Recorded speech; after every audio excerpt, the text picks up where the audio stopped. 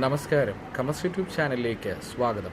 ഇന്ന് ഞാനിവിടെ ചെയ്യാൻ പോകുന്ന വീഡിയോ 10ാം ക്ലാസ് ബോർഡ് എക്സാം എഴുതാൻ പോകുന്നവർക്ക് ജോമെട്രി ആൻഡ് ഓൾജിബ്ര എന്ന ചാപ്റ്ററിലെ സർക്കിൾ എന്ന ഭാഗത്ത്, അതായത് ഏറ്റവും ലാസ്റ്റ് സെക്ഷനിലുള്ള ഒരു ചോദ്യമാണ്. നോക്കുക.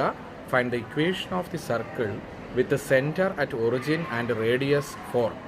സെൻറ്റർ ഒറിജിനും റേഡിയസ് തന്നിട്ടുണ്ടെങ്കിൽ ഇക്വേഷൻ ഇങ്ങനെയാണ്: x² + y² = r².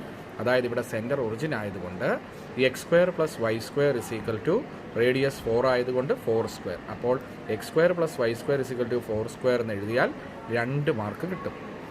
ഇതുപോലെ തന്നെ മറ്റൊരു ചോദ്യം: what is the centre and radius of the circle x² + y² 25. ഇവിടെ ഇക്വേഷൻ തന്നിട്ടുണ്ട്. x² + y² r² എന്ന ഫോമിലായതുകൊണ്ട് സെൻറ്റർ ഒറിജിൻ ആണെന്ന് മനസ്സിലാക്കാം. അതായത് 0 0. റേഡിയസ് എന്നത് ഇവിടെ 25 ആണെന്നിരിക്കുന്നതുകൊണ്ട് 5² ആയത്. അപ്പോൾ റേഡിയസ് 5.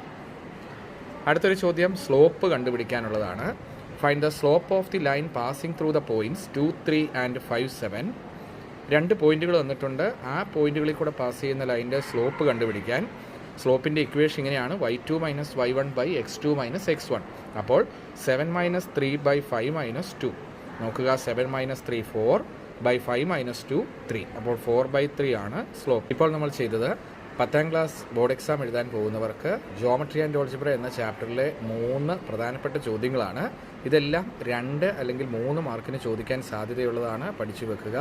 ഈ വീഡിയോ നിങ്ങൾക്ക് ഇഷ്ടമായി എന്ന് കരുതുന്നു. വീഡിയോ ഇഷ്ടമായെങ്കിൽ ലൈക്ക് ചെയ്യുക, ഷെയർ ചെയ്യുക. ചാനൽ ഇതുവരെ സബ്സ്ക്രൈബ് ചെയ്യാത്തവർ സബ്സ്ക്രൈബ് ചെയ്യുക. അടുത്ത വീഡിയോയുമായി നമുക്ക് ഉടനെ കാണാം. Thank you.